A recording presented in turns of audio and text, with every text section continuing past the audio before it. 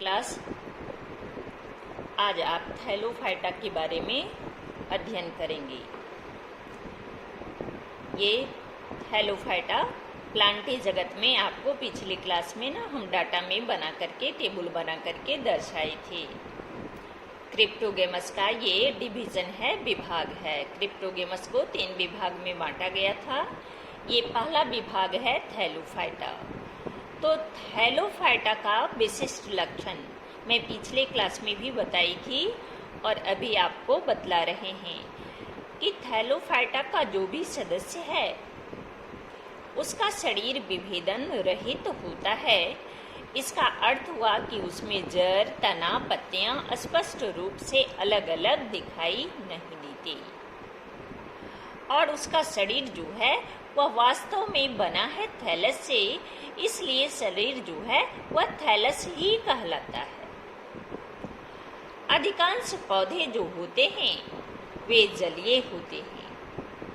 अगर कुछ टेरेस्टेरियल भी है, स्थलीय भी है, तो वह नम स्थानों में ही पाया जाता है और जनन की प्रक्रिया अनुकूल परिस्थिति में बीजाणु जनन द्वारा होता है। लैंगिक जनन भी होता है।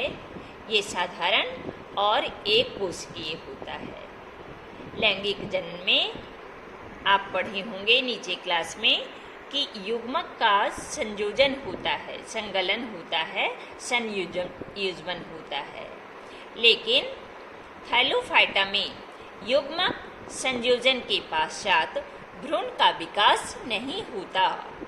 वैसे आप पढ़े होंगे लैंगिक जनन में जब युग्मक का संगलन होता है तो वह जो कोशिका बनती है वो युग्मनज कहलाता है, जाइगोट, और जाइगोट से भ्रूण का विकास होता है। लेकिन इसमें युग्मक संयोजन के पश्चात भ्रूण का विकास नहीं होता है। यह है आपका थैलोफाइटा का विशिष्ट लक्षण। अब आपको थैलोफाइटा में पढ़ने के लिए है उदाहरण के रूप में शैवाल के बारे में। शैवाल जो है वो थैलोफाइटा का ही सदस्य है। तो लगभग 20,000 स्पीशीज शैवाल की पाई जाती है। उनमें कुछ न कुछ भिन्नताएं हैं। बहुत कुछ समानता के बावजूद भी उसमें कुछ न कुछ अंतर होगा, इसलिए वो अलग अलग स्पीशीज कहलाता है। मुख्य रूप से शैवाल में जो भी शैवाल है वो शैवाल कैसा होता है, उसका विशिष्ट लक्षण क्या है। तो शैवाल क्लोरोफिल युक्त है। उसमें क्लोरोफिल वर्णक होता है, सड़ल होता है, विशालकाय भी होता है, थैलवाइड होता है, थैलस से बना है, और क्लोरोफिल है तो वो स्वपोषी होता है, अपना भोजन स्वयं बनाता है। जलीय होता है तो लवणीय भी होता है और अलवणीय जल में भी पाया जाता है। इसके अलावे ये वृक्ष के छाल पर भी आप इसको देखे होंगे। चट्टान पर, नम दीवार पर हरे रंग के, भूरे रंग के, काली परत के रूप में भी ये पाई जाती है। ये एक कोशिकीय भी होता है और बहुकोशिकीय भी होता है। एक कोशिकीय है शैवाल है क्लैमाइडोमोनास और बहुकोशिकीय है अल्वा। कुछ शैवाल ऐसा भी है जो कॉलोनी बना करके रहता है, जैसे है वॉलवॉक्स। और कुछ शैवाल जो है वो तंतुमयी होता है, फिलामेंटस होता है, जैसे है एस्पैरोगेरा, यूलोथ्रिक्स। और इसके शरीर का माप भी भिन्न भिन्न आकार का होता है। छोटा भी होता है, विशालकाय शरीर वाला भी होता है। जो विशालकाय शरीर वाला है वो कहलाता है केल। इसके अलावे कुछ शैवाल झील या तालाब के किनारे भी पाया जाता है, जैसे है रिबोलोरिया। ये झील या तालाब के किनारे पाया जाता है।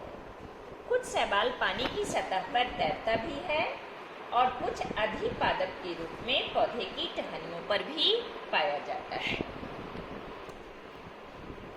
कुछ जो है वो कछुआ जो है उसके पीठ पर भी उगता है और कुछ शैवाल जो है बर्फ की सतह पर भी उग सकता है। जैसे क्लैमाइडोमोनास के बारे में कहा गया है कि वो बर्फ की सतह पर भी उग सकता है। और विचेरिया नामक शैवाल है जो मिट्टी की सतह पर उगता है। कुछ शैवाल को आप जानते होंगे, 9th क्लास में पढ़े होंगे कि वह फफूंद के साथ मिलकर के जो है लाइकेन बनाता है, वो सहजीवी संबंध बनाता है, वो लाइकेन कहलाता है। तो इस प्रकार से शैवाल जो है भिन्न भिन्न आकार और माप का होता है। शैवाल में जनन की प्रक्रिया कायिक भी होती है, अलैंगिक भी होती है, लैंगिक भी होती है। कायिक जनन जब वो होता है तो मुख्य रूप से उसमें विखंडन की क्रिया, शरीर न कई खंड में बंट जाता है और प्रत्येक खंड से थैलस का निर्माण हो जाता है। ये है कायिक जनन। अलैंगिक जनन यदि होता है तो मुख्य रूप से बीजाणु के द्वारा होता है और उसका बीजाणु ना जूअस्पोर कहलाता है। ये फ्लैजिला युक्त होता है, अंकुरन के बाद नए पौधे को जन्म देता है। और जब लैंगिक जनन की क्रिया होती है तो लैंगिक जनन में दो युग्मक का संयुग्मन होता है। गैमीट युग्मक हुआ, युग्मक का फ्यूजन, संयुग्मन।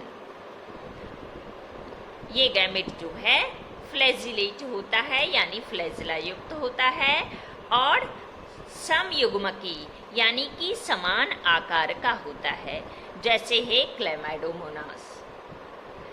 लेकिन कुछ ऐसा भी है कि समयुग्मकी है परंतु उसमें फ्लैजिला नहीं होता, जैसे है एस्पैरोगेरा। ये समयुग्मकी है परंतु इसमें फ्लैजिला नहीं होता, ये फ्लैजिला विहीन होता है। और इस प्रकार के जनन को हम लोग बोलते हैं आइसोगेमस।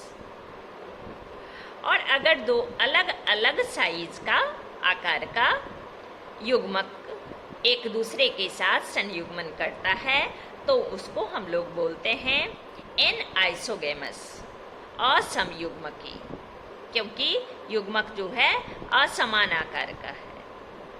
और यदि एक विषम समयुग्मकी भी होता है, जब एक बड़ा और अचल मादा युग्मक का संयुग्मन छोटा चल नर युग्मक के साथ होता है तो उसको हम लोग बोलते हैं ओगेमस, विषम युग्मकी।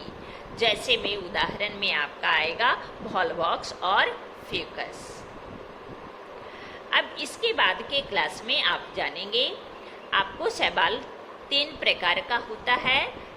लाल शैवाल रोडोफाइसी, भूरा शैवाल है फियोफाइसी और हरा शैवाल जिसको हम लोग बोलते हैं ना क्लोरोफाइसी। तीनों के बारे में और तीनों के महत्व के बारे में आप पढ़ेंगे। और सुन लीजिए, अभी तक आपको जितना भी पढ़ाई हुआ है उसको आप अच्छी तरह से पढ़ेंगे, रिवीजन करेंगे। जहाँ आपको समझ में नहीं आएगा आप अपने हाथ में पेंसिल पकड़ेंगे और उसमें चिन्ह लगाएंगे। एक पेपर में आप उसको नोट करते जाएंगे। जो टर्म आप नहीं समझे, जिस चीज़ के बारे में आपको नहीं समझ आ रही है, इसके बाद के क्लास में आपको 2-3 दिन का समय मिलेगा तो आप उसको अच्छी तरह से तैयार करके रखेंगे। नेक्स्ट क्लास में आप मुझसे पूछेंगे वे सारे सवाल जो अभी तक पढ़ाई हुई और आपको समझ में नहीं आई है। उसके बाद थैलोफाइटा को जब समाप्त कर देंगे, हम शैवाल को समाप्त कर देंगे। इस पाठ में थोड़ा सा बचा है, इसको पढ़ाने के बाद फिर आपको हम टेस्ट लेंगे और टेस्ट में आप सबों को भाग लेना है, सबों को क्वेश्चन का आंसर लिखना है। इसलिए आपको 2-3 दिन का समय मिला है, आप अच्छी तरह से उसे तैयार करेंगे।